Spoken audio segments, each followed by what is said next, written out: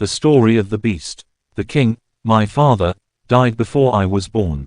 The queen would never have been consoled for his loss if her interest for the child she bore had not struggled with her sorrow. My birth caused her extreme delight. The sweet task of rearing the fruit of the affection of so dearly beloved a husband was destined to dissipate her affliction. The care of my education and the fear of losing me occupied her entirely. She was assisted in her object by a fairy of her acquaintance, who showed the greatest anxiety to preserve me from all kinds of accidents. The queen felt greatly obliged to her, but she was not pleased when the fairy asked her to place me entirely in her hands. The fairy had not the best of reputations. She was said to be capricious in her favors. People feared more than they loved her, and even had my mother been perfectly convinced of the goodness of her nature, she could not have resolved to lose sight of me. By the advice, however, of prudent persons, and for fear of suffering from the fatal effects of the resentment of this vindictive fairy, she did not flatly refuse her. If voluntarily confided to her care, there was no reason to suppose she would do me any injury. Experience had proved that she took pleasure in hurting those only by whom she considered herself offended. The queen admitted this, and was only reluctant to forego the pleasure of gazing on me continually with a mother's eyes, which enabled her to discover charms in me I owed solely to her partiality. She was still irresolute as to the course she should adopt, when a powerful neighbor imagined it would be an easy matter for him to seize upon the dominions of an infant governed by a woman. He invaded my kingdom with a formidable army. The queen hastily raised one to oppose him, and, with a courage beyond that of her sex, placed herself at the head of her troops, and marched to defend our frontiers. It was then that, being compelled to leave me, she could not avoid confiding to the fairy the care of my education. I was placed in her hands after she had sworn by all she held most sacred that she would, without the least hesitation, bring me back to the court as soon as the war was over, which my mother calculated would not last more than a year at the utmost. Notwithstanding, however, all the advantages she gained over the enemy, she found it impossible to return to the capital so soon as she expected.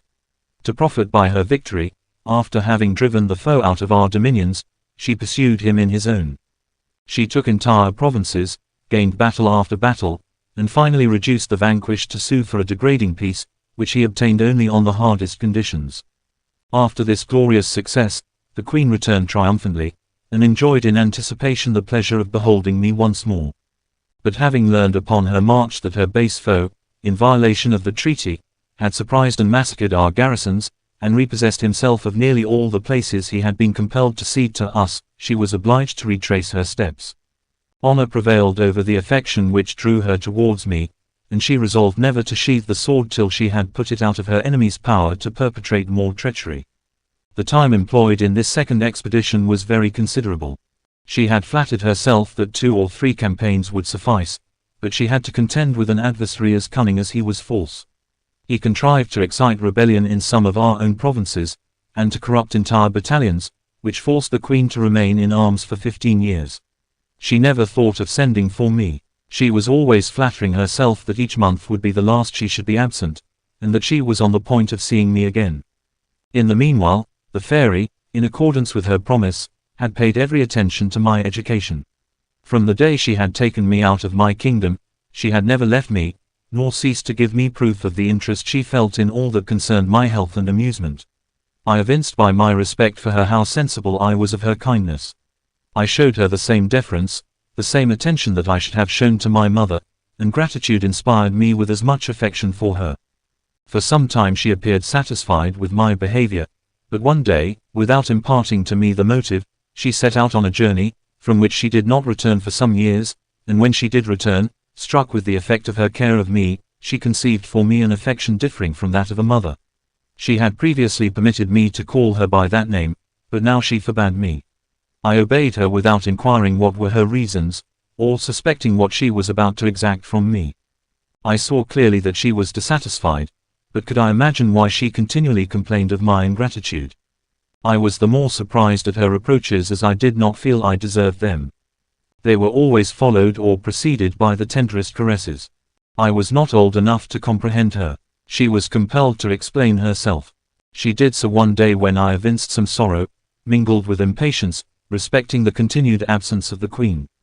She reproached me for this, and on my assuring her that my affection for my mother in no wise interfered with that I owed to herself, She replied that she was not jealous, although she had done so much for me, and had resolved to do still more. But that, to enable her to carry out her designs in my favor with greater freedom, it was requisite, she added, that I should marry her.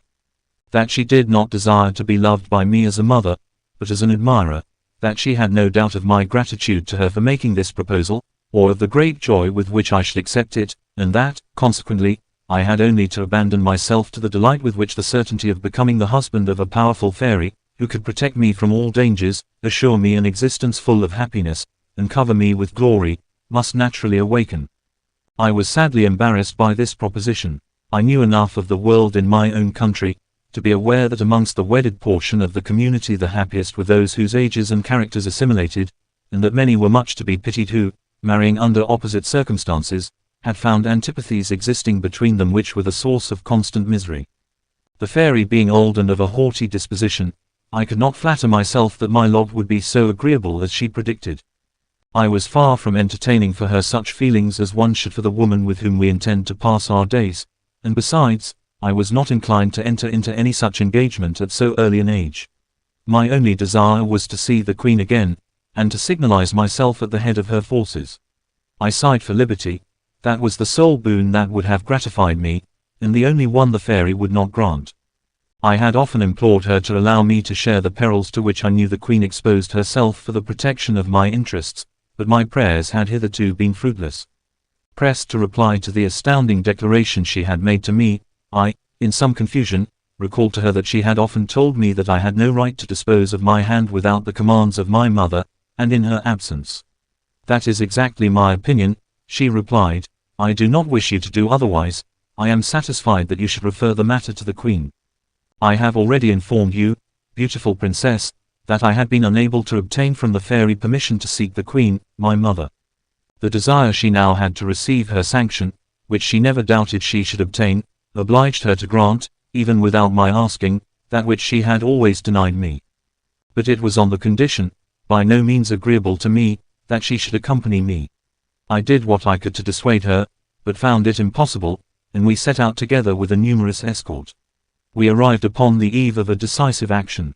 The Queen had maneuvered with such skill that the next day was certain to decide the fate of the enemy, who would have no resource if he lost the battle. My presence created great pleasure in the camp, and gave additional courage to our troops, who drew a favorable augury from my arrival.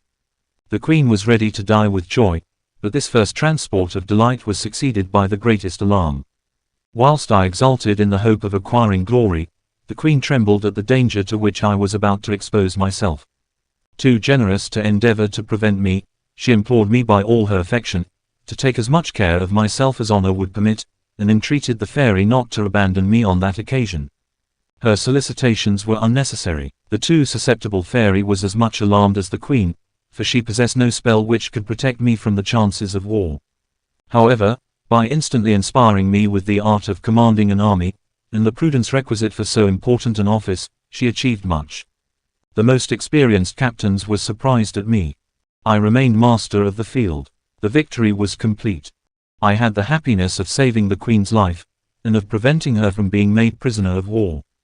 The enemy was pursued with such vigor that he abandoned his camp, lost his baggage, and more than 3/4 of his army, while the loss on our side was inconsiderable.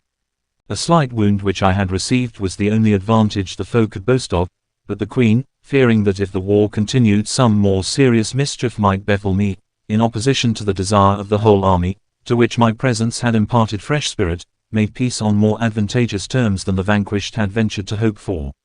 A short time afterwards we returned to our capital, which we entered in triumph. My occupation during the war, and the continual presence of my ancient adorer, had prevented me from informing the Queen of what had occurred.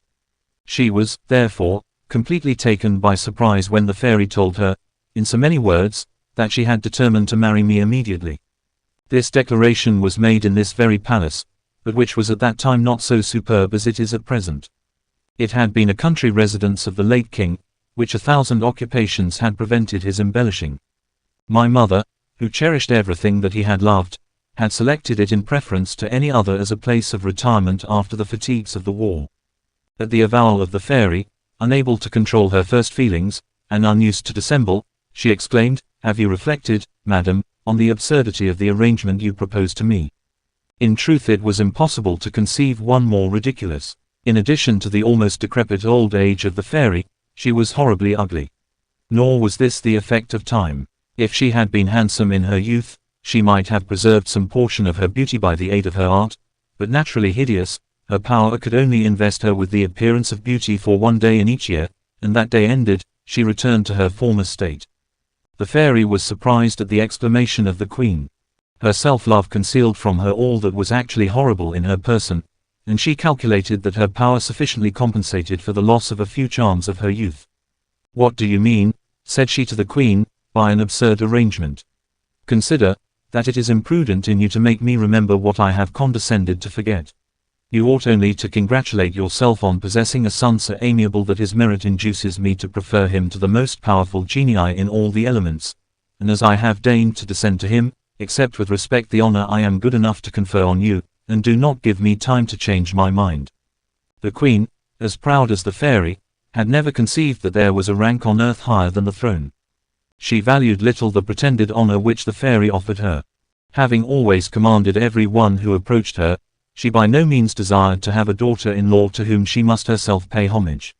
Therefore, far from replying to her, she remained motionless, and contented herself with fixing her eyes upon me. I was as much astounded as she was, and fixing my eyes on her in the same manner, it was easy for the fairy to perceive that our silence expressed sentiments very opposite to the joy with which she would have inspired us. "What is the meaning of this?" said she, sharply. "How comes it that mother and son are both silent? Has this agreeable surprise deprived you of the power of speech, or are you blind and rash enough to reject my offer? Say, prince," said she to me, "are you so ungrateful and so imprudent as to despise my kindness? Do you not consent to give me your hand this moment?" "No, madam, I assure you," replied I, quickly. "Although I am sincerely grateful to you for past favors, I cannot agree to discharge my debt to you by such means. And, with the queen's permission, I decline to part so soon with my liberty. Name any other mode of acknowledging your favors, and I will not consider it impossible, but as to that you have proposed, excuse me if you please, for, how?" "Insignificant creature," interrupted the fairy, furiously, "thou darest to resist me. And you, foolish queen, you see, without anger, this conduct, what do I say? Without anger, it is you who authorize it, for it is your own insolent looks that have inspired him with the audacity to refuse me." The queen, already stung by the contemptuous language of the fairy, was no longer mistress of herself, and accidentally casting her eyes on a looking-glass, before which we happened to be standing at the moment, the wicked fairy thus provoked her. "What answer can I make you," said she, "that you ought not to make to yourself? Deign to contemplate, without prejudice, the object this glass presents to you, and let it reply for me." The fairy easily comprehended the queen's insinuation. "It is the beauty, then, of this precious son of yours that renders you so vain," said she to her, "and has exposed me to so degrading a refusal. I appear to you unworthy of him. Well," she continued, raising her voice furiously, "having taken so much pains to make him charming, it is fit that I should complete my work, and that I should give you both a cause, as novel as remarkable, to make you remember what you owe to me. Go, wretch," said she to me, "boast that thou hast refused me thy heart and thy hand. Give them to her thou findest more worthy of them than I am." So saying, my terrible lover struck me a blow on the head. It was so heavy that I was dashed to the ground on my face, and felt as though I were crushed by the fall of a mountain. Irritated by this insult, I struggled to rise, but found it impossible. The weight of my body had become so great that I could not lift myself. All that I could do was to sustain myself on my hands, which had in an instant become two horrible paws, and the sight of them apprised me of the change I had undergone. My form was that in which you found me. I cast my eyes for an instant on that fatal glass, and could no longer doubt my cruel and sudden transformation. My despair rendered me motionless. The queen at this dreadful sight was almost out of her mind.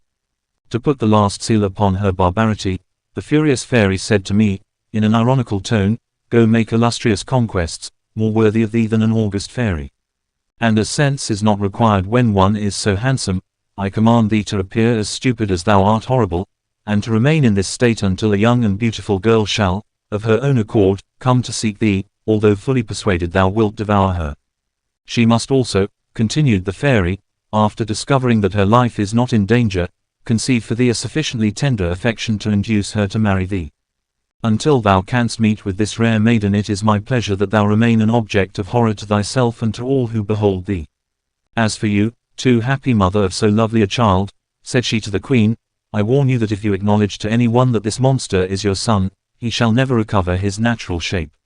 Neither interest, nor ambition, nor the charms of his conversation, must assist to restore him to it. Adieu, do not be impatient, you will not have long to wait. Such a darling will soon find a remedy for his misfortune. Ah, cruel one, exclaimed the queen, if my refusal has offended you, let your vengeance light on me. Take my life, but do not, I conjure you, destroy your own work. You forget yourself, great princess, replied the fairy, in an ironical tone, you demean yourself too much. I am not handsome enough for you to condescend to entreat me. But I am firm in my resolutions. Adieu, powerful queen. Adieu, beautiful prince, it is not fair that I should longer annoy you with my hateful presence. I withdraw, but I have still charity enough to warn thee, addressing herself to me, that thou must forget who thou art. If thou sufferest thyself to be flattered by vain respects or by pompous titles, thou art lost irretrievably. And thou art equally lost if thou shouldst dare to avail thyself of the intellect I leave thee possessed of, to shine in conversation. With these words she disappeared, and left the queen and me in a state which can neither be described nor imagined. Lamentations are the consolation of the unhappy, but our misery was too great to seek relief in them. My mother determined to stab herself, and I to fling myself in the adjacent canal. Without communicating our intentions to each other, we were on the point of executing these fatal designs, when a female of majestic mien, and whose manner inspired us with profound respect, appeared, and bade us remember that it was cowardice to succumb to the greatest misfortunes, and that with time and courage there was no evil that could not be remedied. The queen, however, was inconsolable, tears streamed from her eyes, and not knowing how to inform her subjects that their sovereign was transformed into a horrible monster, she abandoned herself to the most fearful despair. The fairy, for she was one, and the same whom you have seen here, knowing both her misery and her embarrassment, recalled to her the indispensable obligation she was under to conceal from her people this dreadful adventure, and that in lieu of yielding to despair, it would be better to seek some remedy for the mischief. Is there one to be found, exclaimed the queen, which is powerful enough to prevent the fulfillment of a fairy's sentence? Yes, madam, replied the fairy, there is a remedy for everything. I am a fairy as well as she whose fury you have just felt the effects of, and my power is equal to hers. It is true that I cannot immediately repair the injury she has done you, for we are not permitted to act directly in opposition to each other. She who has caused your misfortune is older than I am, and age has amongst us a particular title to respect. But as she could not avoid attaching a condition upon which the spell might be broken, I will assist you to break it.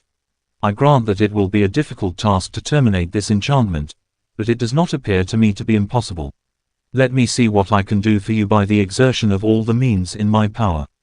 Upon this she drew a book from under her robe, and after taking a few mysterious steps, she seated herself at a table, and read for a considerable time with such intense application that large drops of perspiration stood on her forehead. At length she closed the book and meditated profoundly.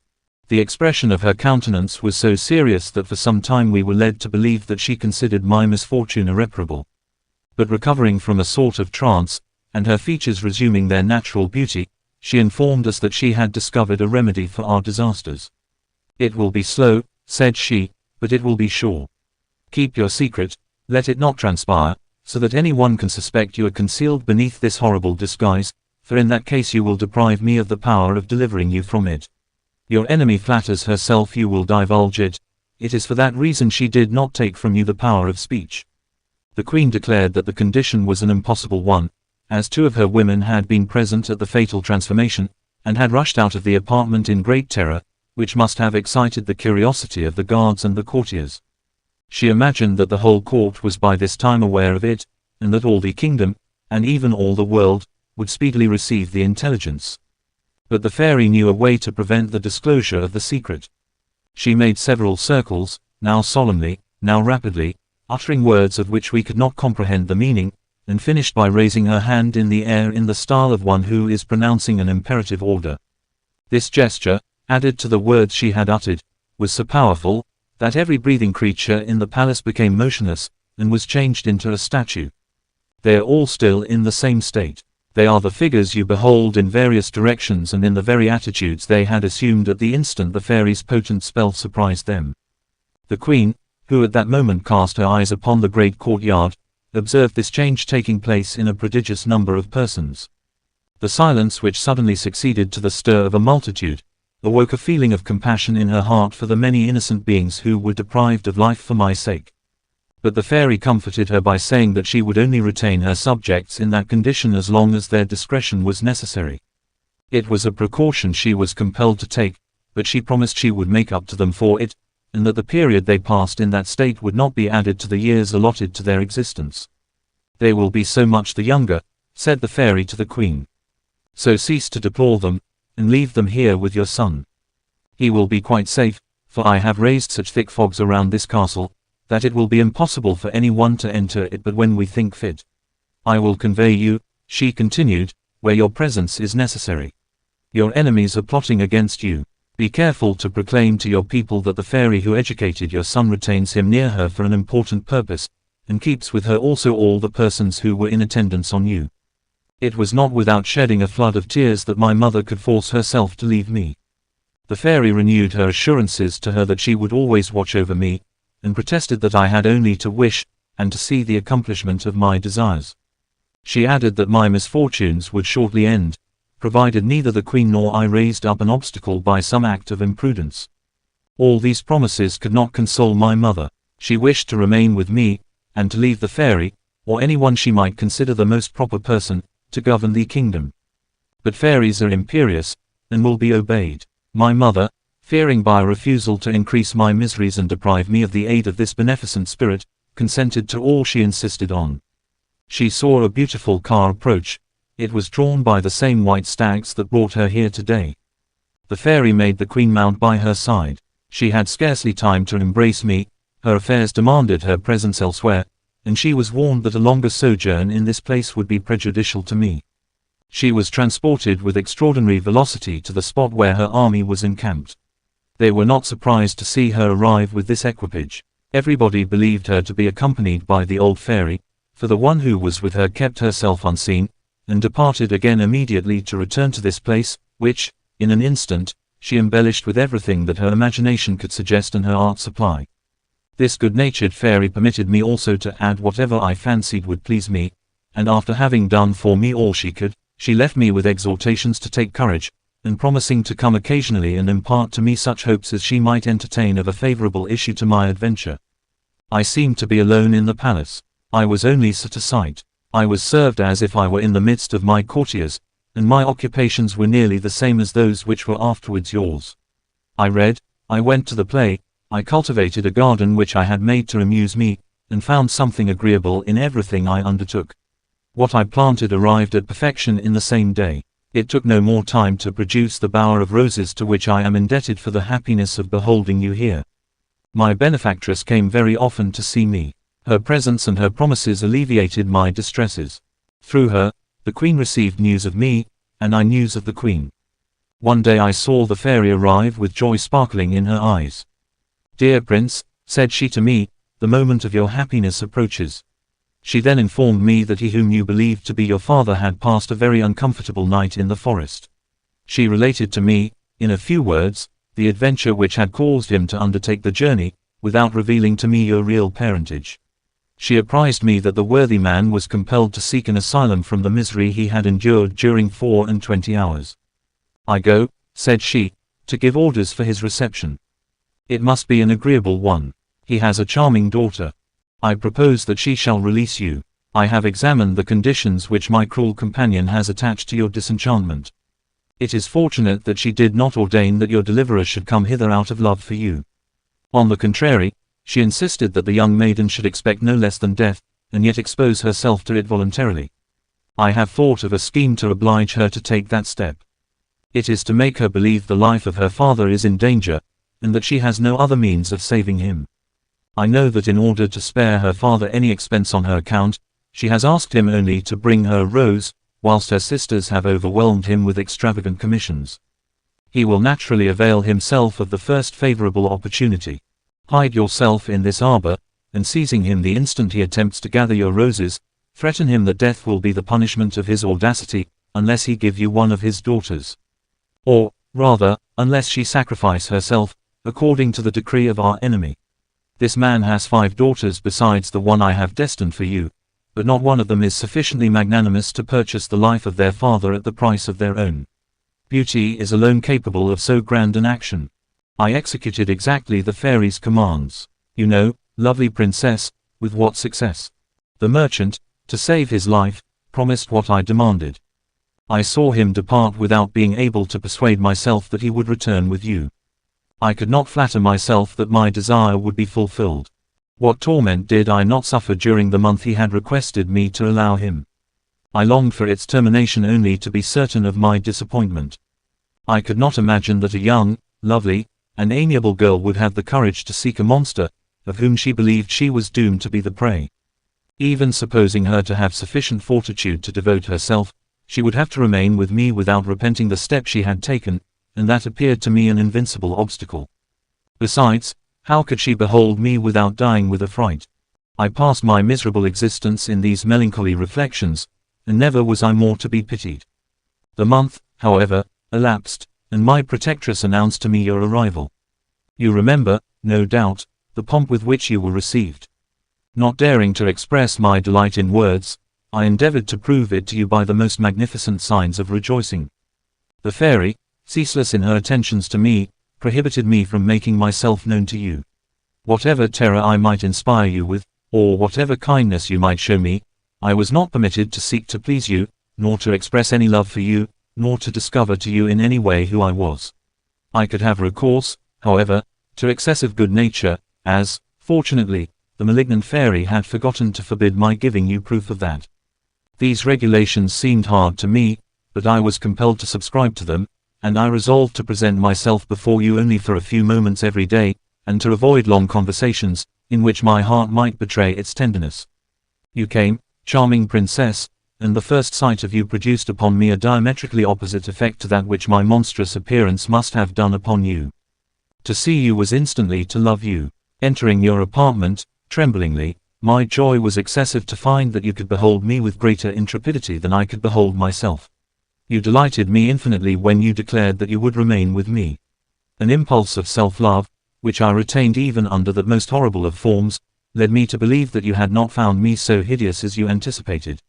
Your father departed satisfied, but my sorrow increased as I reflected that I was not allowed to win your favor in any way except by indulging the caprices of your taste. Your demeanor, your conversation, as sensible as it was unpretending, everything in you convinced me that you acted solely on the principles dictated to you by reason and virtue, and that consequently I had nothing to hope for from a fortunate caprice. I was in despair at being forbidden to address you in any other language than that which the fairy had dictated, and which she had expressly chosen as coarse and stupid. In vain did I represent to her it was unnatural to expect you would accept my proposition to marry you. Her answer was always, patience, perseverance, or all is lost. To recompense you for my silly conversation, she assured me she would surround you with all sorts of pleasures, and give me the advantage of seeing you continually, without alarming you, or being compelled to say rude and impertinent things to you. She rendered me invisible, and I had the gratification of seeing you waited on by spirits who were also invisible, or who presented themselves to you in the shapes of various animals. More than this, the fairy caused you to behold my natural form in your nightly slumbers, and in portraits by day, and made it speak to you in your dreams as I should have spoken to you myself. You obtained a confused idea of my secret and my hopes, which she urged you to realize, and by the means of a starry mirror I witnessed all your interviews, and read in it either all you imagined you uttered or all that you actually thought.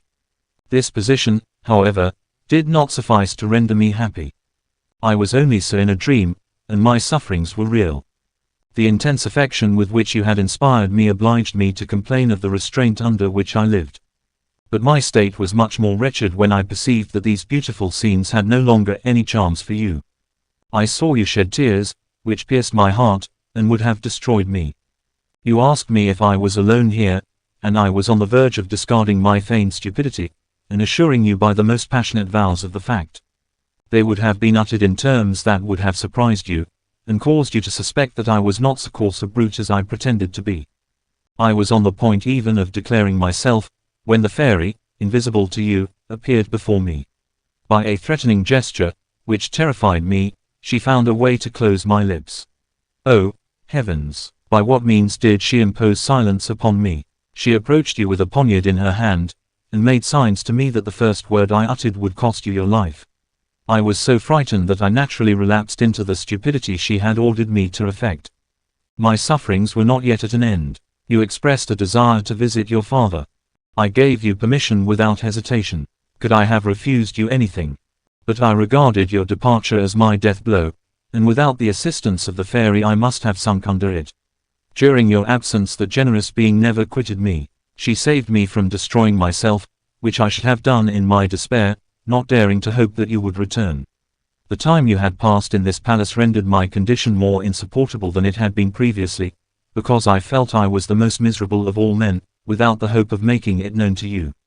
My most agreeable occupation was to wander through the scenes which you had frequented, but my grief was increased by no longer seeing you there.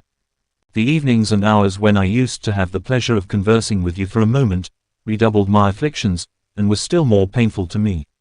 Those 2 months, the longest I had ever known, ended at last, and you did not return. It was then my misery reached its climax, and that the fairy's power was too weak to prevent my sinking under my despair. The precautions she took to prevent my attempting my life were useless. I had a sure way which eluded her power. It was to refrain from food. By the potency of her spells she contrived to sustain me for some time, but having exhausted all her secrets, I grew weaker and weaker, and finally had but a few moments to breathe, when you arrived to snatch me from the tomb. Your precious tears, more efficacious than all the cordials of the disguised genii who attended on me, delayed my soul upon the point of flight. In learning from your lamentations that I was dear to you, I enjoyed perfect felicity, and that felicity was at its height when you accepted me for your husband. Still I was not permitted to divulge to you my secret, and the beast was compelled to leave you without daring to disclose to you the prince. You know the lethargy into which I fell, and which ended only with the arrival of the fairy and the queen. On awaking I found myself as you behold me, without being aware of how the change took place. You have witnessed what followed, but you could only imperfectly judge of the pain which the obstinacy of my mother caused me in opposing a marriage so suitable and so glorious for me. I had determined, princess, rather to be a monster again than to abandon the hope of being the husband of so virtuous and charming a maiden. Had the secret of your birth remained forever a mystery to me, love and gratitude would not less have assured me that in possessing you I was the most fortunate of men. The prince thus ended his narration, and Beauty was about to speak, when she was prevented by a burst of loud voices and warlike instruments, which, however, did not appear to announce anything alarming. The prince and princess looked out of the window, as did also the fairy and the queen who returned from their promenade. The noise was occasioned by the arrival of a personage who, according to all appearances, could be no less than a king. His escort was obviously a royal one, and there was an air of majesty in his demeanor which accorded with the state that accompanied him. The fine form of this sovereign, although of a certain age, testified that there had been few who could have equaled him in appearance when in the flower of his youth.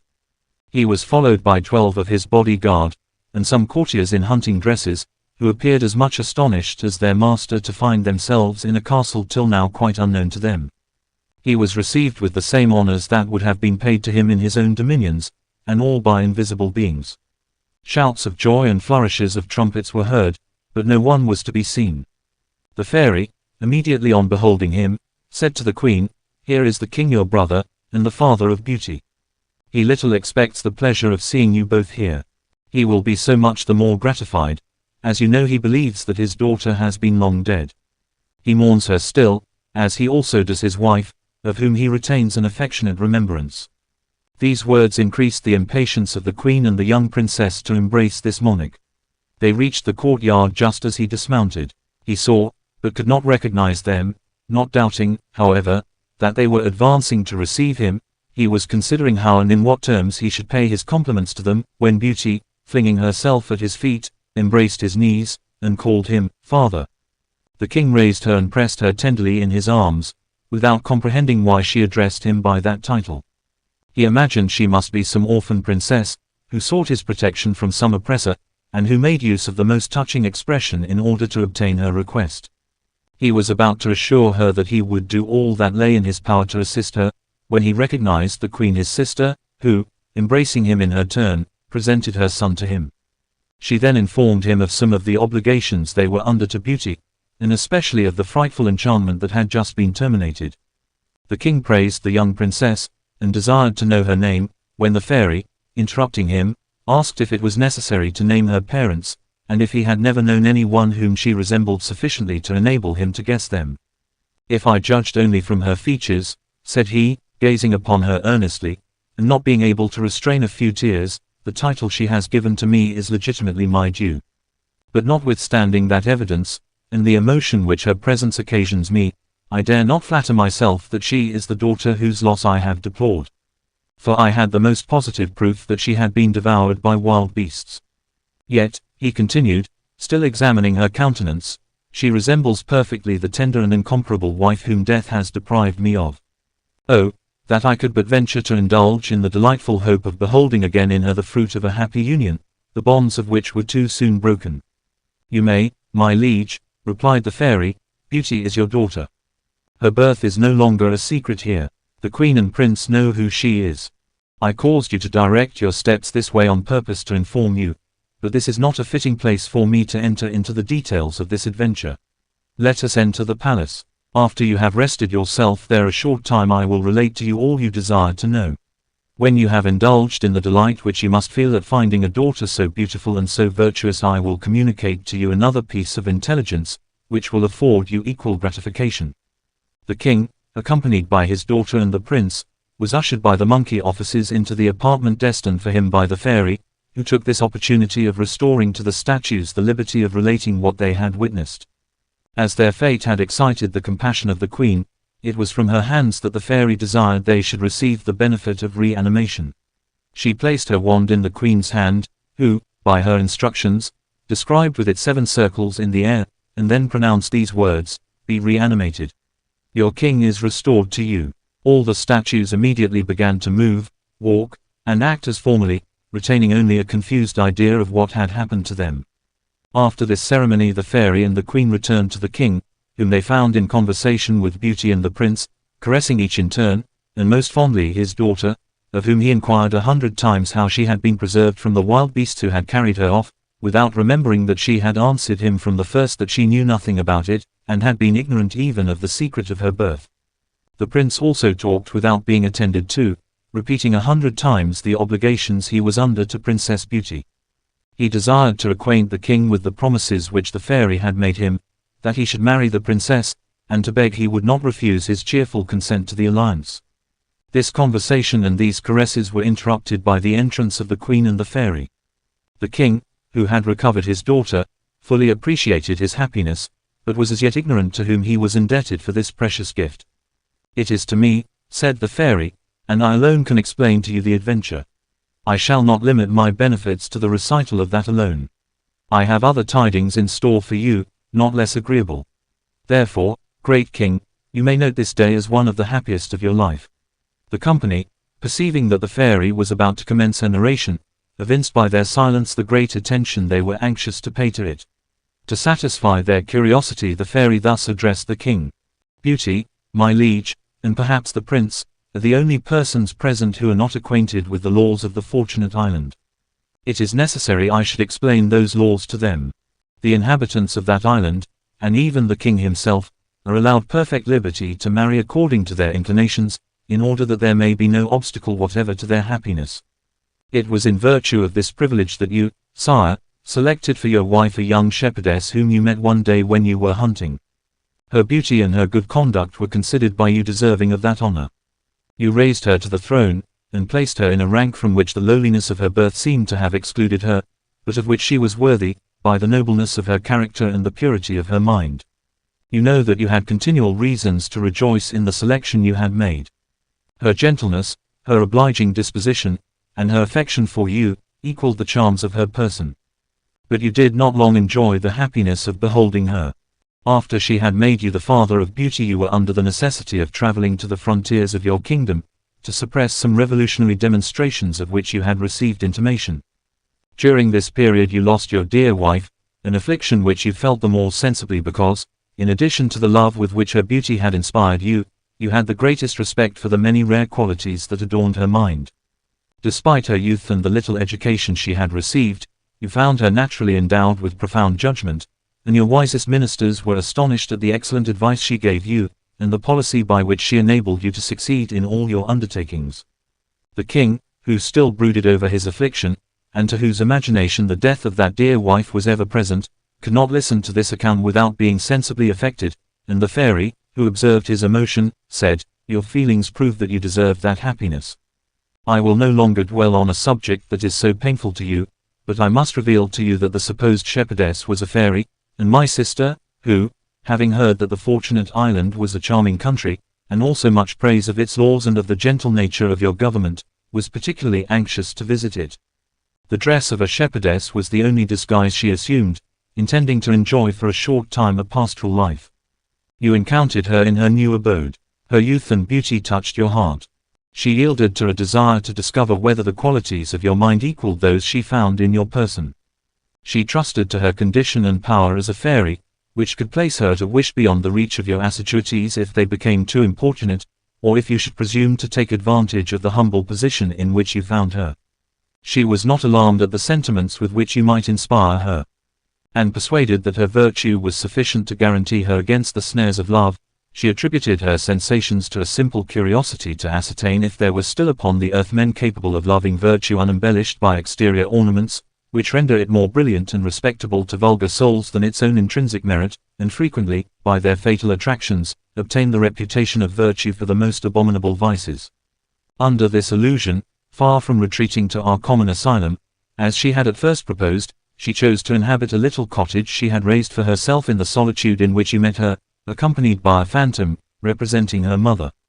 These two persons appeared to live there upon the produce of a pretended flock that had no fear of the wolves, being, in fact, genii in that form. It was in that cottage she received your attentions, which produced all the effect you could desire. She could not resist the offer you made her of your crown.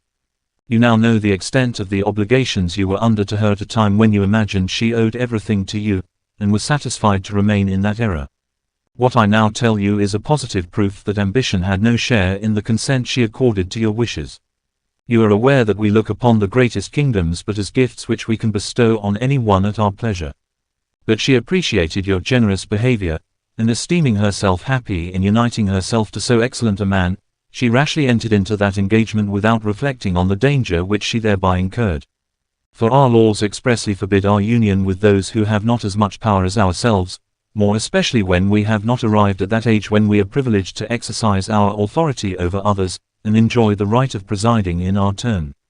Previous to that time we are subordinate to our elders, and that we may not abuse our power, we have only the liberty of disposing of our hands in favor of some spirit or sage whose knowledge is at least equal to our own. It is true that after that period we are free to form what alliance we please, but it is seldom that we avail ourselves of that right, and never without scandal to our order. Those who do are generally old fairies, who almost always pay dearly for their folly, for they marry young men, who despise them, and, although they are not punished as criminals, they are sufficiently punished by the bad conduct of their husbands, on whom they are not permitted to revenge themselves. It is the only penalty imposed upon them. The disagreements which almost invariably follow the indiscretion they have committed takes from them the desire of revealing to those profane persons from whom they expected respect and attention the great secrets of art. My sister, however, was not placed in either of these positions.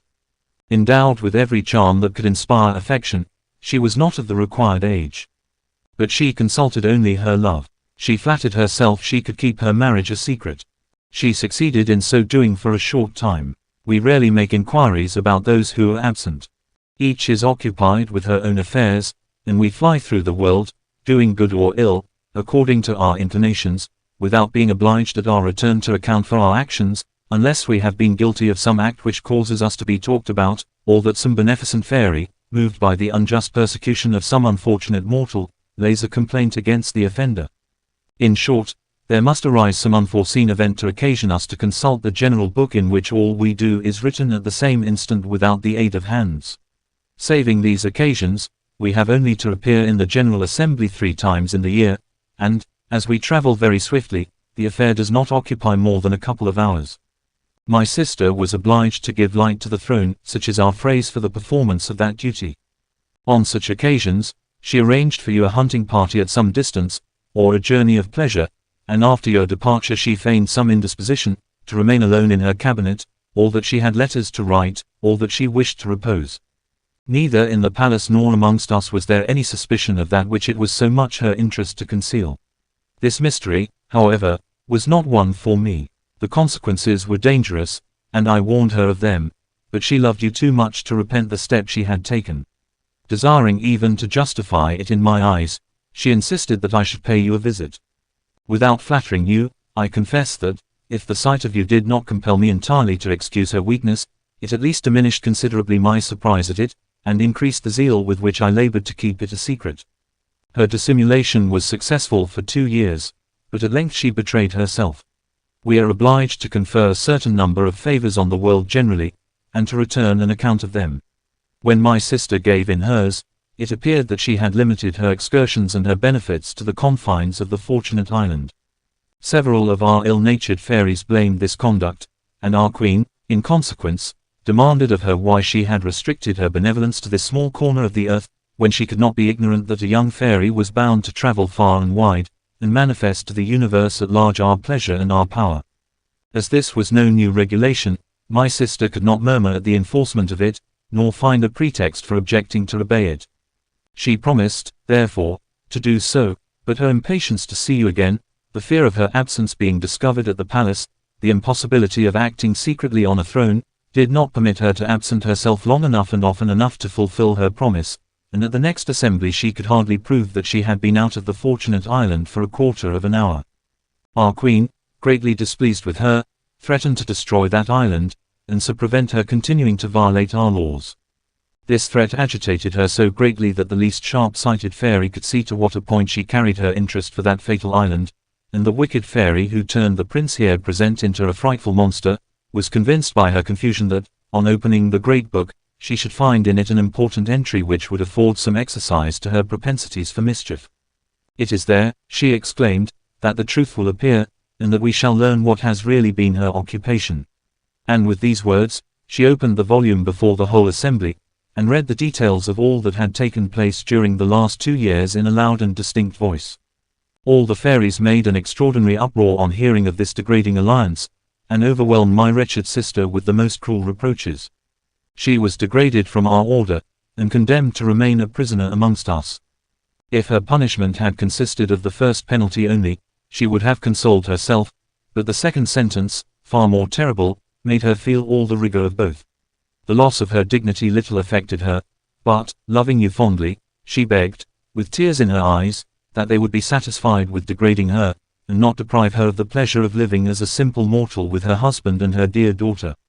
Her tears and supplications touched the hearts of the younger judges, and I felt, from the murmur that arose, that if the votes had been collected at that instant, she would certainly have escaped with a reprimand. But one of the eldest, who, from her extreme decrepitude had obtained amongst us the name of the Mother of the Seasons, did not give the Queen time to speak and admit that pity had touched her heart as well as the others. "There is no excuse for this crime," cried the detestable old creature, in her cracked voice. "If it is permitted to go unpunished, we shall be daily exposed to similar insults. The honor of our order is absolutely involved in it. This miserable being, attached to earth, does not regret the loss of a rank which elevated her 100 degrees higher above monarchs than they are above their subjects. She tells us that her affections, her fears, and her wishes, all turn upon her unworthy family. It is through them we must punish her. Let her husband deplore her. Let her daughter, the shameful fruit of her legal marriage, become the bride of a monster, to expiate the folly of a mother who could allow herself to be captivated by the frail and contemptible beauty of a mortal."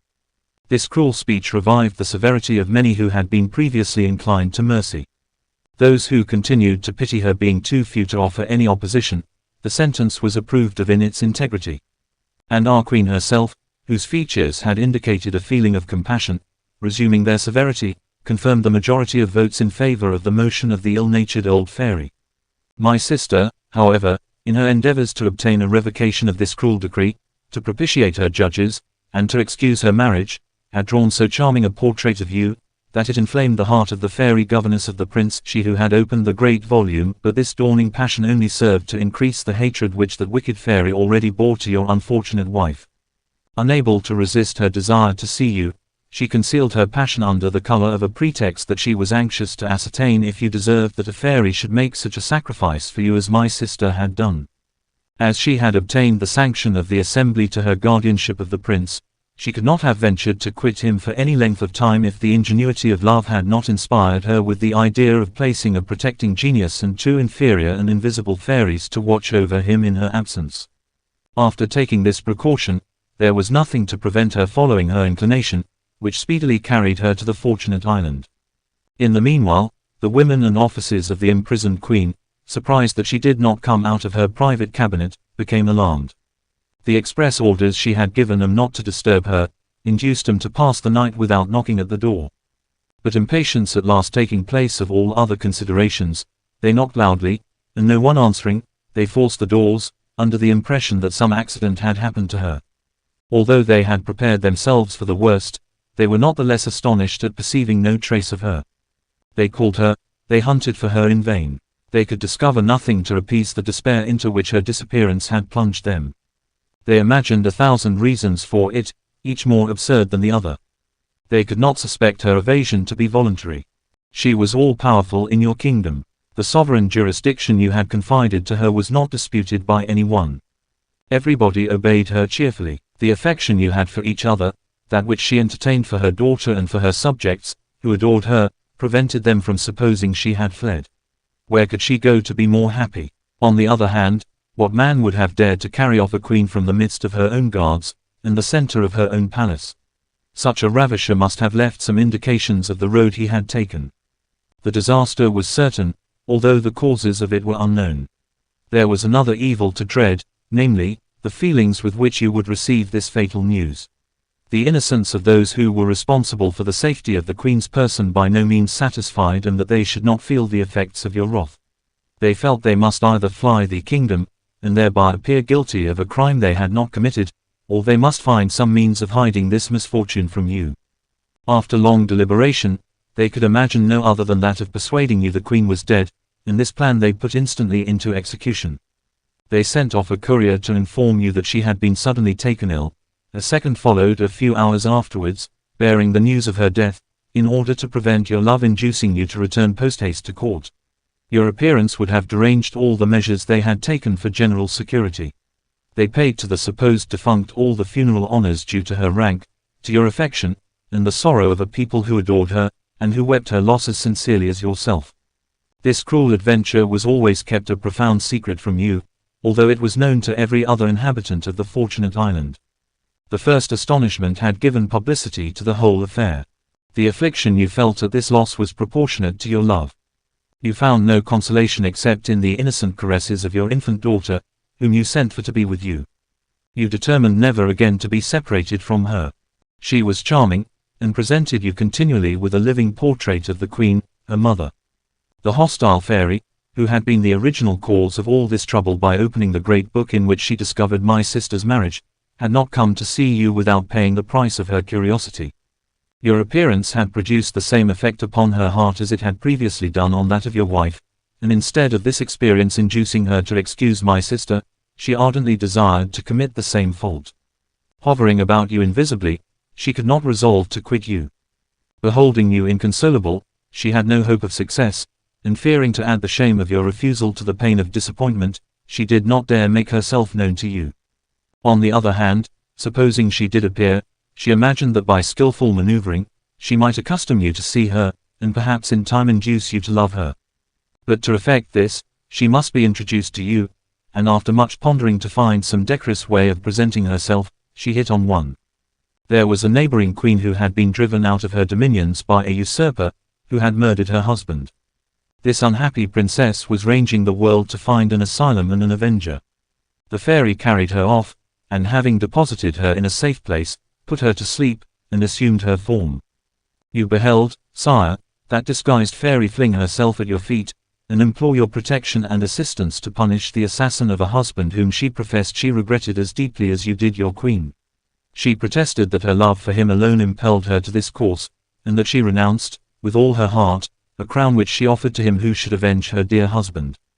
The unhappy pity each other. You interested yourself in her misfortunes the more readily for that she wept the loss of a beloved spouse, and that mingling her tears with yours, she talked to you incessantly of the Queen.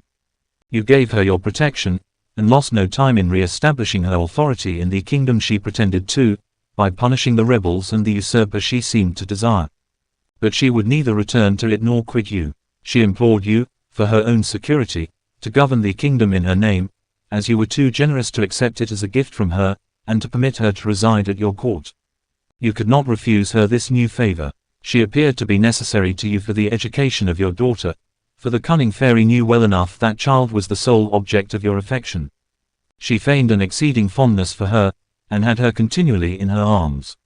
Anticipating the request you were about to make to her, she earnestly begged to be permitted to take charge of her education, saying that she would have no heir but that dear child, whom she looked on as her own, and who was the only being she loved in the world, because she said she reminded her of a daughter she had had by her husband, and who perished along with him. The proposal appeared to you so advantageous that you did not hesitate to entrust the princess to her care, and to give her full authority over her. She acquitted herself of her duties to perfection, and by her talent and her affection obtained your implicit confidence and your love as for a tender sister. This was not sufficient for her. All her anxiety was but to become your wife. She neglected nothing to gain this end, but even had you never been the husband of the most beautiful of fairies, she was not formed to inspire you with love. The shape she had assumed could not bear comparison with hers into whose place she would have stolen. It was extremely ugly, and being naturally so herself, she had only the power of appearing beautiful one day in the year. The knowledge of this discouraging fact convinced her that to succeed she must have recourse to other charms than those of beauty. She intrigued secretly to oblige the people and the nobility to petition you to take another wife, and to point her out to you as the desirable person. But certain ambiguous conversations she had held with you, in order to sound your inclinations, enabled you easily to discover the origin of the pressing solicitations with which you were importuned. You declared positively that you would not hear of giving a stepmother to your daughter, nor lower her position, by making her subordinate to a queen, from that which she held as the highest person next to yourself in the kingdom, and the acknowledged heir to your throne. You also gave the false queen to understand that you should feel obliged by her returning to her own dominions immediately, and without ado, and promised her that when she was settled there you would render her all the services she could expect from a faithful friend and a generous neighbor, but you did not conceal from her that if she did not take this course willingly, she ran the risk of being compelled to do so. The invincible obstacle you then opposed to her love threw her into a terrific rage, but she affected so much indifference about the matter that she succeeded in persuading you that her attempt was caused by ambition, and the fear that eventually you might take possession of her dominions, preferring, notwithstanding the earnestness with which she had appeared to offer them to you, to let you believe she was insincere in that case, rather than you should suspect her real sentiments. Her fury was not less violent because it was suppressed. Not doubting that it was beauty who, more powerful in your heart than policy, caused you to reject the opportunity of increasing your empire in so glorious a manner, she conceived for her a hatred as violent as that which she felt for your wife, and resolved to get rid of her, fully believing that if she were dead, your subjects, renewing their remonstrances, would compel you to change your state, in order to leave a successor to the throne. The good soul was anything but of an age to present you with one, but that she cared little about. The queen, whose resemblance she had assumed, was still young enough to have many children, and her ugliness was no obstacle to a royal and political alliance. Notwithstanding the official declaration you had made, it was thought that if your daughter died you would yield to the continual representations of your council. It was believed, also, that your choice would fall upon this pretended queen. And that idea surrounded her with numberless parasites. It was her design, therefore, by the aid of one of her flatterers, whose wife was as base as her husband, and as wicked as she was herself, to make away with your daughter. She had appointed this woman governess to the little princess. These wretches settled between them that they would smother her, and report that she had died suddenly. But for more security they decided to commit this murder in the neighboring forest, so that nobody could surprise them in the execution of this barbarous deed. They counted on no one having the slightest knowledge of it, and that it would be impossible to blame them for not having sought for assistance before she expired, having the legitimate excuse that they were too far away from any. The husband of the governess proposed to go in search of aid as soon as the child was dead, and that no suspicion might be awakened, he was to appear surprised at finding it too late when he returned to the spot where he had left this tender victim of their fury, and he also rehearsed the sorrow and consternation he was to effect. When my wretched sister saw herself deprived of her power and condemned to a cruel imprisonment, she requested me to console you and to watch over the safety of her child. It was unnecessary for her to take that precaution. The tie which unites us, and the pity I felt for her, would have sufficed to ensure you my protection, and her entreaties could not increase the zeal with which I hastened to fulfill her decrees. I saw you as often as I could, and as much as prudence permitted me, without incurring the risk of arousing the suspicions of our enemy, who would have denounced me as a fairy in whom sisterly affection prevailed over the honor of her order, and who protected a guilty race. I neglected nothing to convince all the fairies that I had abandoned my sister to her unhappy fate, and, by so doing, trusted to be more at liberty to serve her. As I watched every movement of your perfidious admirer, not only with my own eyes, but those of the genii, who were my servants, her horrible intentions were not unknown to me. I could not oppose her by open force, and though it would have been easy for me to annihilate those into whose hands she had delivered the little innocent, prudence restrained me, for, had I carried off your daughter, the malignant fairy would have retaken her from me, without its being possible for me to defend her. It is a law amongst us that we must be 1,000 years old before we can dispute the power of the ancient fairies, or at any rate we must have become serpents. The perils which accompany the latter condition cause us to call it the terrible act. The bravest amongst us shudder at the thought of undertaking it. We hesitate a long time before we can resolve to expose ourselves to its consequences. And without the urgent motive of hatred, love, or vengeance, there are few who do not prefer waiting for time to make them elders than to acquire their privilege by that dangerous transformation, in which the greater number are destroyed. I was in this position. I wanted 10 years of the 1,000, and I had no resource but in artifice. I employed it successfully. I took the form of a monstrous she-bear, and, hiding myself in the forest selected for the execution of this detestable deed, when the wretches arrived to fulfill the barbarous order they had received, I flung myself upon the woman who had the child in her arms, and who had already placed her hand on its mouth. Her fright made her drop the precious burden, but she was not allowed to escape so easily. The horror I felt at her unnatural conduct inspired me with the ferocity of the brute I had assumed the form of. I strangled her, as well as the traitor who accompanied her, and I carried off Beauty, after having rapidly stripped off her clothes and dyed them with the blood of her enemies. I scattered them also about the forest, taking the precaution to tear them in several places, so that they should not suspect the princess had escaped, and I withdrew, delighted at having succeeded so completely. The fairy believed her object had been attained. The death of her 2 accomplices was an advantage to her. She was mistress of her secret, and the fate they had met with was but what she had herself destined them to, in recompense of the guilty services. Another circumstance was also favorable to her. Some shepherds who had seen this affair from a distance ran for assistance, which arrived just in time to see the infamous wretches expire, and prevent the possibility of suspicion that she had any part in it.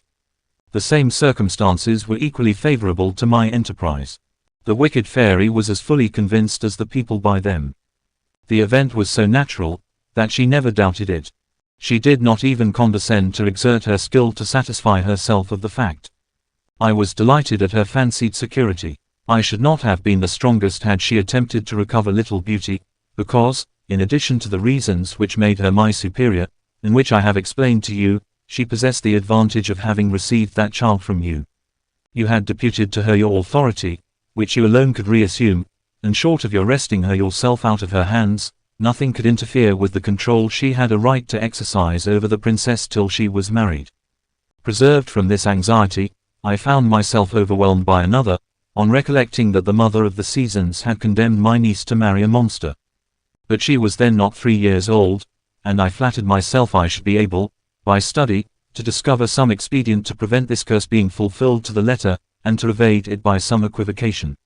I had plenty of time to ponder on it, and my first care was, therefore, only to find some spot where I could place my precious charge in safety. Profound secrecy was absolutely necessary to me. I dared not place her in a castle, nor exercise for her benefit any of the magnificent wonders of our art. Our enemy would have noticed it. It would have awakened an anxiety, the consequences of which would have been fatal to us. I thought it better to assume an humble garb, and confide the infant to the care of the first person I met with, who appeared to me to be an honest man, and under whose roof I could promise myself she would enjoy the comforts of life. Chance soon favored my intentions. I found what suited me exactly. It was a small house in a village, the door of which was open. I entered this cottage, which appeared to me that of a peasant in easy circumstances. I saw by the light of a lamp 3 country women asleep beside a cradle, which I concluded contained a baby. The cradle did not at all correspond with the general simplicity of the apartment. Everything about it was sumptuous. I imagined that its little occupant was ill, and that the deep sleep into which its nurses had fallen was the consequence of long watching over it. I approached silently, with the intention of curing the infant, and anticipated with pleasure the surprise of these women, on awaking, to find their invalid restored to health, without knowing what to attribute it to. I was about to take the child out of the cradle in order to breathe health into it, but my good intentions were vain. It expired at the instant I touched it. I immediately conceived the idea of taking advantage of this melancholy event, and substituting my niece for the dead child, which, by good fortune, was also a girl. I lost no time in making the exchange, and bearing away the lifeless infant, buried it carefully. I then returned to the house, at the door of which I knocked long and loudly, to awaken the sleepers. I told them, feigning a provincial dialect, that I was a stranger to those parts, who was in want of a night's lodging. They good-naturedly offered me one, and then went to look at their nursling, whom they found quietly asleep, with all the appearance of being in perfect health. They were astonished and delighted, not dreaming of the deception I had practiced upon them. They informed me that the child was the daughter of a rich merchant. That one of their party had been her nurse, and after having weaned her had restored her to her parents, but that the child, having fallen ill in her father's house, had been sent back to the country, in hope that the change of air would be of service to her. They added, with satisfied countenances, that the experiment had succeeded, and produced a better effect than all the remedies which had been resorted to previous to its adoption. They determined to carry her back to her father as soon as it was daylight, in order to afford him, as early as possible, the gratification he would derive from her restoration, for conducing to which, also, they expected to receive a liberal reward, as the child was his particular favorite, although the youngest of 11. At sunrise they set out, and I feigned to continue my journey, congratulating myself on having so well provided for my niece's safety. To ensure this object more completely, and induce the supposed father still more to attach himself to the little girl, I assumed the form of one of those women who go about telling fortunes, and arriving at the merchant's door just as the nurses reached it with the child, I followed them into the house. He received them with delight, and taking the little girl in his arms, became the dupe of his paternal affection, and fancied that the emotions simply caused by his kindly disposition were the mysterious workings of nature at the sight of his offspring. I seized this opportunity of increasing the interest he believed he had in the child. "Look well upon this little one, my good gentleman," said I, in the usual language of the class to which by my dress I appeared to belong. "She will be a great honor to thy family, she will bring thee immense wealth, and save thy life and that of all thy children. She will be so beautiful, that she will be called Beauty by all who behold her." As a reward for my prediction, he gave me a piece of gold, and I withdrew, perfectly satisfied. I had no longer any reason for residing with the race of Adam. To profit by my leisure, I returned to Fairyland, resolving to remain in it some time. I passed my days there quietly in consoling my sister, in giving her news of her dear daughter, and in assuring her that, far from forgetting her, you cherished her memory as fondly as you had formerly herself. Such, great king, was our situation whilst you were suffering under the fresh calamity which had deprived you of your child, and renewed all the affliction you had felt at the loss of her mother.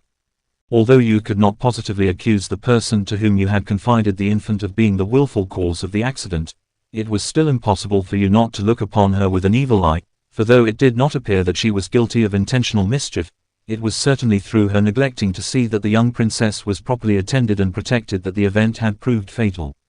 After the first paroxysms of your grief had subsided, she flattered herself that no obstacle would arise to prevent your espousing her. She caused her emissaries to renew the proposal to you. But she was undeceived, and her mortification was excessive, when you declared that not only were your intentions unchanged respecting a second marriage, but that even, could anything alter your determination, it would never be in her favor. To this declaration you added a positive order for her to quit the kingdom immediately. Her presence continually reminded you of your child, and renewed your affliction. Such was the reason you adduced for this step, but your principal object was to put an end to the intrigues she was constantly carrying on in order to gain her end. She was furious, but she was obliged to obey without being able to revenge herself. I had persuaded one of our ancient fairies to protect you. Her power was considerable, for she joined to her age the advantage of having been 4 times a serpent. In proportion to the excessive peril incurred by that process, the honors and powers attached to it. This fairy, out of consideration for me, took you under her protection, and put it out of the power of your indignant lover to do you any mischief. This disappointment was fortunate for the queen, whose form she had assumed. She awoke her from her magic slumber, and concealing from her the criminal use she had made of her features, placed her conduct in the best light before her. She expatiated on the value of her intercession with the king, and on the trouble she had saved her, and gave her the best advice she could how to maintain herself for the future in her proper person. It was then that, to console herself for your indifference, the fairy returned to the young prince and resumed her care of him. She became too fond of him, and not being able to make herself beloved, she caused him to suffer the terrible effect of her fury. In the meanwhile, I had insensibly arrived at the privileged age, and my power was increased, but my desire to serve my sister and yourself induced me to feel that still I had not sufficient. My sincere friendship blinding me to the perils of the terrible act, I resolved to undertake it. I became a serpent, and passed fortunately through the ordeal. I was then in a position to act openly in favor of those who were persecuted by my malicious companions. If I cannot at all times entirely dissolve their fatal spells, I can at least counteract them by my skill and by my counsels. My niece was amongst the number of those whom I could not completely favor. Not daring to discover all the interest I took in her, it appeared to me that the best thing I could do was to allow her still to pass as the merchant's daughter. I visited her under various forms, and always returned satisfied. Her virtue and beauty equaled her good sense. At the age of 14 she had already given proof of great fortitude during the changes of fortune which had befallen her supposed father. I was delighted to find that the most cruel reverses had not been able to affect her tranquillity.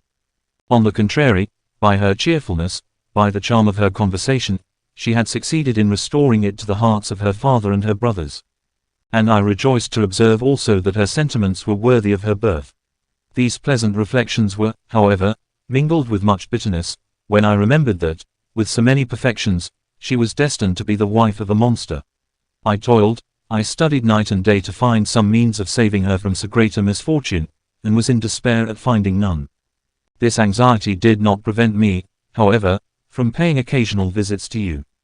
Your wife, who was deprived of that liberty, implored me incessantly to go and see you.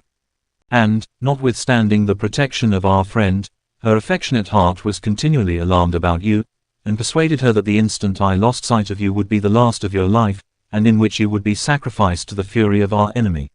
This fear possessed her so strongly, that she scarcely gave me a moment's rest. No sooner did I bring her news of you than she supplicated me so earnestly to return to you, that it was impossible to refuse her. Compassionating her anxiety, and more desirous to end it than to save myself the trouble it gave me, I employed against my cruel companion the same weapons she had made use of against you. I proceeded to open the great book. By good fortune, it was at the very moment she was holding that conversation with the queen and prince which terminated in his transformation. I lost not a word of it, and my rapture was extreme at finding that, in seeking to assure her vengeance, she neutralized, without knowing it, the mischief which the mother of the seasons had done us in dooming beauty to be the bride of a monster. To crown our happiness, she added conditions so advantageous, that it almost seemed as if she made them on purpose to oblige me, for she thereby furnished my sister's daughter with an opportunity of proving that she was worthy of being the issue of the purest of fairy blood. The slightest sign or gesture expresses amongst us as much as it would take an ordinary mortal 3 days to explain. I uttered but one contemptuous word.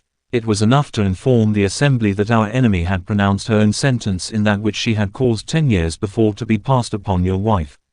At the age of the latter, the weakness of love was more natural than at the advanced period of existence of a fairy of the highest order. I spoke of the base and wicked actions which had accompanied that superannuated passion. I urged that if so many infamous acts were allowed to pass unpunished, mortals would be justified in saying that fairies existed in the world but to dishonor nature and afflict the human race. Presenting the book to them, I condense this abrupt oration in the single word, behold. It was not the less powerful in its effect. There were present also friends of mine, both young and old, who treated the amorous fury as she deserved. She had not succeeded in becoming your wife, and to that disgrace was now added degradation from her order, and imprisonment, as in the case of the Queen of the Happy Island. This council was held whilst she was with you, madam, and your son. As soon as she appeared amongst us, the result was communicated to her. I had the pleasure to be present, after which, closing the book, I descended rapidly from the middle region of air in which our empire is situated, to combat the effect of the despair to which you were ready to abandon yourselves. I performed my journey in as short a space of time as I had occupied with my laconical address. I arrived soon enough to promise you my assistance. All sorts of reasons combined to invite me. Your virtues, your misfortunes, said the fairy, turning to the prince, the advantages they offered to beauty made me see in you the monster that suited me. You appeared to me worthy of each other, and I felt convinced that when you became acquainted, your hearts would do each other mutual justice. You know, she continued, addressing the queen, what I have since done to attain my object, and by what means I obliged beauty to come to this palace, where the sight of the prince, and her interviews with him, in the dreams I conjured up for her, had the effect I desired. They kindled love in her heart without diminishing her virtue or weakening the sense of duty and gratitude which attached her to the monster. In short, I have happily brought my scheme to perfection. Yes, prince, pursued the fairy, you have no longer anything to fear from your enemy. She is stripped of her power, and will never again be able to injure you by other spells. You have exactly fulfilled the conditions she imposed on you. Had you not done so, you would have been still bound by them, notwithstanding her eternal degradation. You have made yourself beloved without the aid of your rank or your intelligence, and you, beauty, are equally relieved from the curse pronounced upon you by the mother of the seasons. You cheerfully accepted a monster for your husband. She has nothing more to exact. All now tends to your happiness. The fairy ceased speaking, and the king threw himself at her feet. Great fairy, he exclaimed, how can I thank you for all the favors you have heaped on my family? My gratitude for the benefits you have bestowed on us far exceeds my power of expression. But, my august sister, added he, that title encourages me to ask more favors. For, despite the obligations I am already under to you, I cannot avoid confessing to you that I shall never be truly happy so long as I am deprived of the presence of my beloved fairy queen.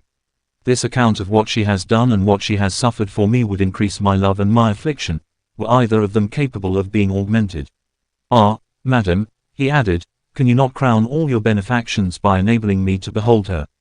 The question was useless. If the fairy had had the power to have afforded him the gratification, she was too willing to have waited for the request, but she could not alter what the council of the fairies had decreed. The young queen being a prisoner in the middle regions of air, there was not the shadow of a chance of his being enabled to see her. And the fairy was about to explain this to him kindly, and to exhort him to await patiently some unforeseen events, of which she might take advantage, when an enchanting melody stole upon their ears and interrupted her. The king, his daughter, the queen, and the prince, were in ecstasies, but the fairy experienced another sort of surprise. Such music indicated the triumph of some fairy. She could not imagine what fairy had achieved a victory. Her fears suggested that it was the Old One, or the Mother of the Seasons, who in her absence had obtained, the former her liberty, or the latter permission to persecute the lovers afresh. She was in this perplexity when it was agreeably ended by the presence of her fairy sister, the Queen of the Happy Island, who suddenly appeared in the center of that charming group. She was no less lovely than when the king, her husband, lost her. The monarch, who instantly recognized her, making the respect he owed her yield to the love he had cherished for her, embraced her with such transports of joy, that the queen herself was surprised at them. The fairy, her sister, could not imagine to what fortunate miracle she was indebted for her liberty. But the royal fairy informed her that she owed her happiness solely to her own courage, which had impelled her to hazard her own existence to preserve another's. You are aware, said she to the fairy, that the daughter of our queen was received into the order at her birth. That her father was not a sublunary being, but the sage Amadabak, whose alliance is an honor to the fairy race, and whose sublime knowledge invests him with much higher powers. Notwithstanding this, however, it was imperative for his daughter to become a serpent at the end of her first 100 years. The fatal period arrived, and our queen, as tender a mother, and as anxious respecting the fate of this dear infant as any ordinary parent could be, could not resolve to expose her to the many chances of destruction in that shape, the misfortunes of those who had perished being but too notorious for her not to feel the greatest alarm. My wretched situation depriving me of all hope of again beholding my affectionate husband and my lovely daughter, I had conceived a perfect disgust for a life which I was doomed to pass apart from them. Without the least hesitation, therefore, I offered to become a crawling reptile in the place of the young fairy. I saw with delight a certain, prompt, and honorable mode of delivering myself from all the miseries with which I was overwhelmed, by death or by a glorious emancipation, which would render me mistress of my own actions, and thereby enable me to rejoin my husband. Our queen hesitated as little to accept this offer, so gratifying to her maternal affection, as I did to make it. She embraced me 100 times, and promised to restore me to liberty unconditionally, and re-establish me in all my privileges, if I was fortunate enough to pass unharmed through that perilous enterprise. I did do so, and the fruit of my labors was enjoyed by the young fairy, for whom I had been the substitute. The success of my first trial encouraged me to make a second for my own benefit. I underwent the transformation anew, and was equally fortunate. This last act made me an elder, and, consequently, independent. I was not long in profiting by my liberty, and flying hither to rejoin a family so dear to me.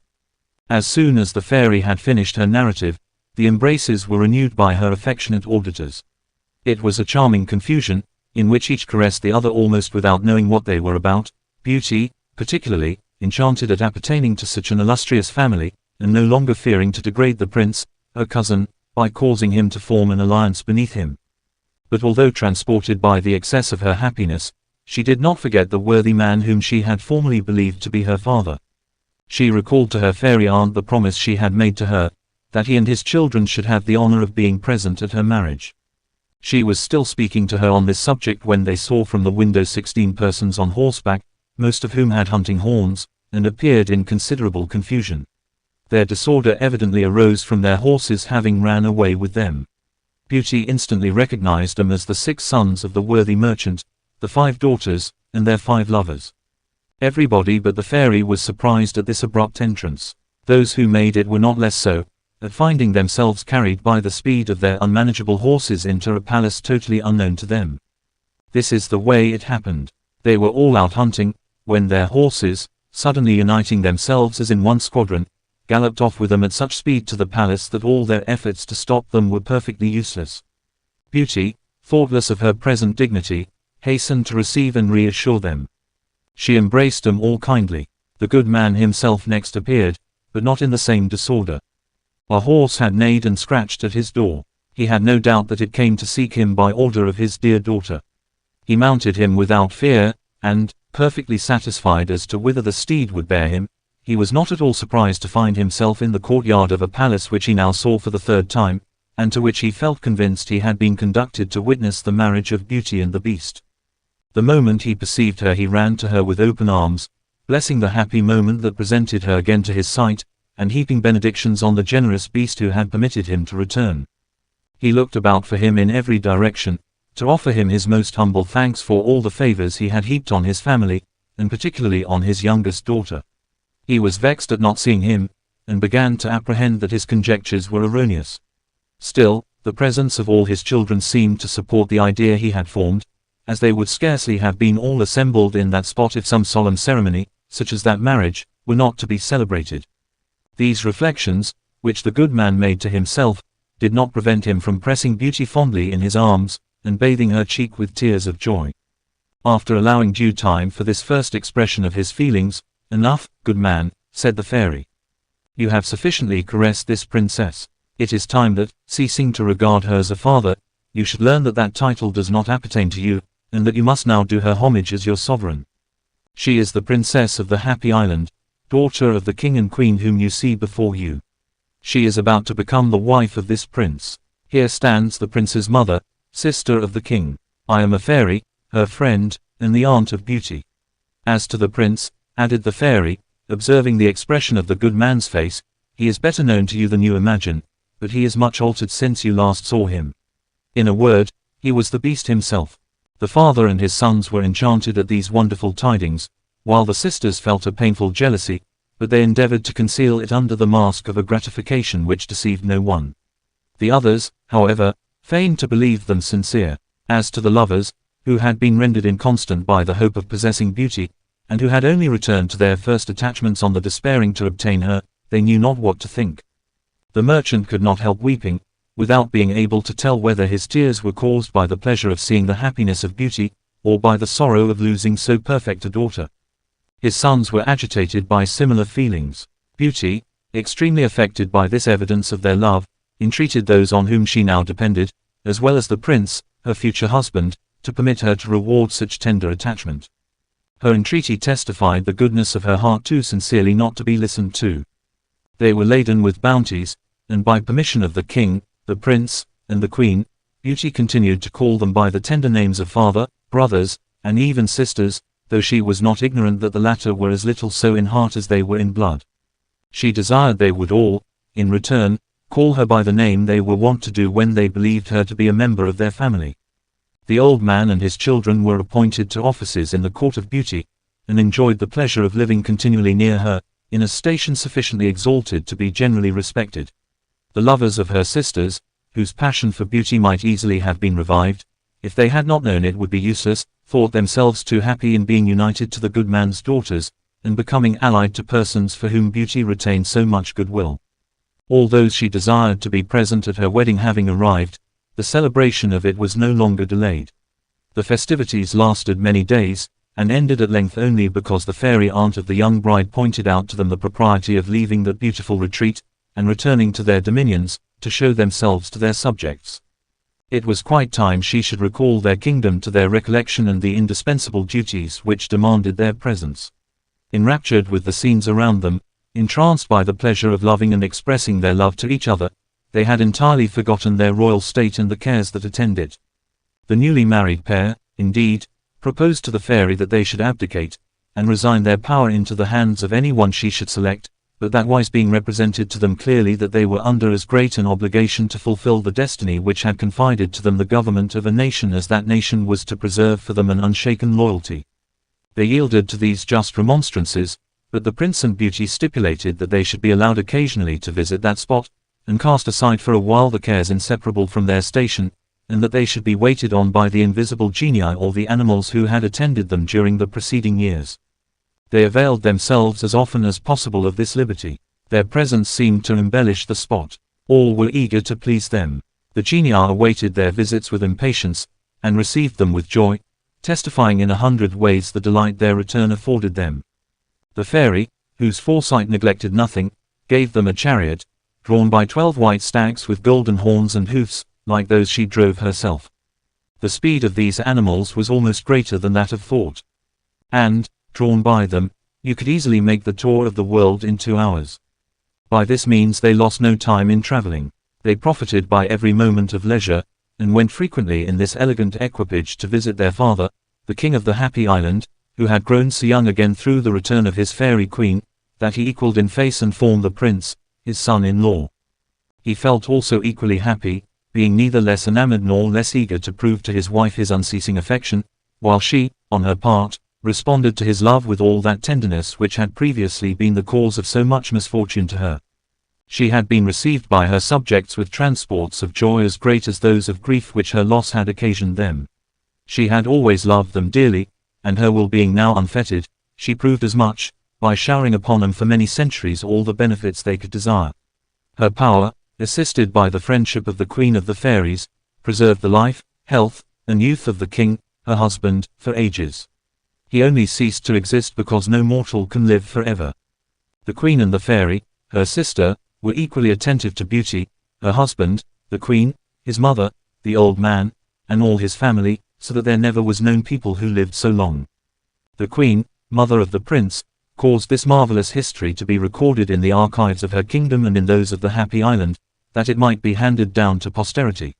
They also disseminated copies of it throughout the universe, so that the world at large might never cease to talk of the wonderful adventures of Beauty and the Beast.